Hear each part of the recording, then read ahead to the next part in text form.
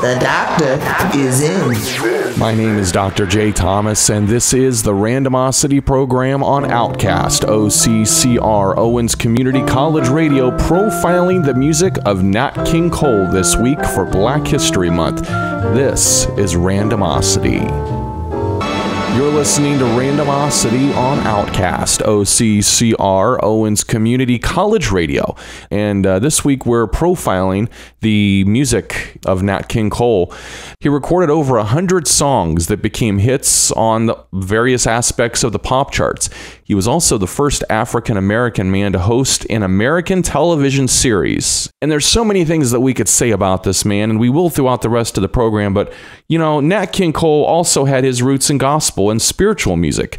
And I'd like to take you right now to a record he did in 1959 called Every Time I Hear the Spirit, right here on Outcast, OCCR-Owens Community College Radio.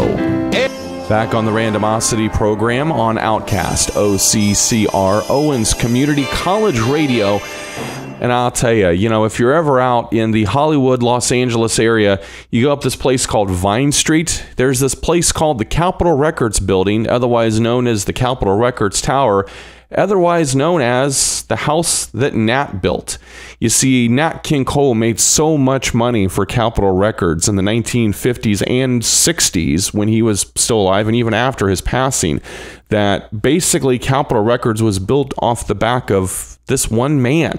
And one of those songs that helped build Capitol Records was a little track called I Love You for Sentimental Reasons. It's one of my personal favorites, and we're going to spin that for you right now. This is Randomosity on Outcast. Stick around. This is Randomosity on Outcast, OCCR-Owens Community College Radio, profiling the music this week of Nat King Cole for Black History Month. And I've always had a fondness for this man's music, going back, oh gosh, years. But in about the early part of the 1960s, Nat's health began to decline a little bit. And sadly, on February 15th, 1965, 1 month before his 46th birthday, Nat King Cole passed away from lung cancer. While the world was mourning the premature passing of one of the greatest voices in pop and jazz, Capitol Records decided to release a Nat King Cole live album. And in the early hours of Thursday, January 14th, 1960, Nat King Cole delivered this amazing live show in front of a group of about 400 people in the Copa Room at the Sands Hotel and Casino in Las Vegas. The singer did not go on stage until around 2:30 a.m. because the concert's late scheduling allowed his showbiz friends and other entertainers working in Vegas at the same time to see the show. Amazing, isn't it? That's how much respect this man had in the music and entertainment business. So I thought this week is kind of a little treat for you guys. We would revisit this show live at the Sands, and we're going to play it in its entirety. I cannot wait for this. This is one of my favorite Nat King Cole albums of all time. I've played this record so many times, and you're going to hear that. So I hope you guys dig this. We'll be back at the end of Side A. This is Randomosity, profiling the music of Nat King Cole this week for Black History Month. Enjoy.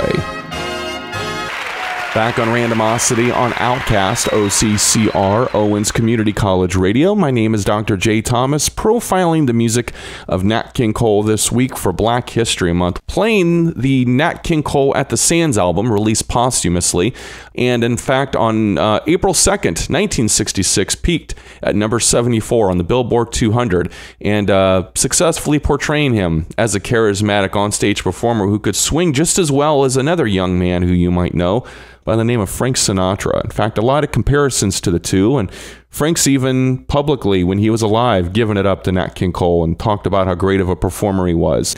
All right, back into the music now with Side B from Nat King Cole at the Sands. This is Randomosity, profiling the music of Nat King Cole, Owens Community College Radio.